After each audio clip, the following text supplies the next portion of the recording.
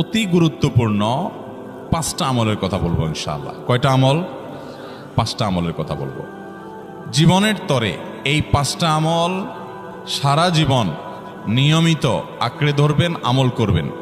Number 1, সবচেয়ে বেশি যেটা করতে হবে পরিমাণে, জুমার দিন, জুমার রাত, বৃহস্পতিবার সন্ধ্যা থেকে নিয়ে শুক্রবার সন্ধ্যার আগ পর্যন্ত পরিমাণে সবচেয়ে বেশি করতে হবে যে আমলটা, সেটা হলো দুরূদ শরীফের আমল। কিসের আমল? ভাইরা, দুরূদ এমন একটা আমল, আপনি যদি শুধু দুরূদের এই আমলটাকে আঁকড়ে ধরেন, সবসময় আপনার মুখ দিয়ে দুরূদ বের হতে থাকে, পড়তে থাকেন, তো নবী করিম সাল্লাল্লাহু আলাইহি সাল্লামের ভাষ্য অনুযায়ী, তার ওয়াদা অনুযায়ী, ইদান তুকফা হাম্মুক ওয়া তুগফার যামবুক, তোমার যত পেরেশানি আছে, নবী সাল্লাল্লাহু আলাইহি সাল্লাম বলেছেন, এই সব পেরেশানি দূর করার জন্য এই দুরূদের আমলটা যথেষ্ট হবে ইনশাআল্লাহ।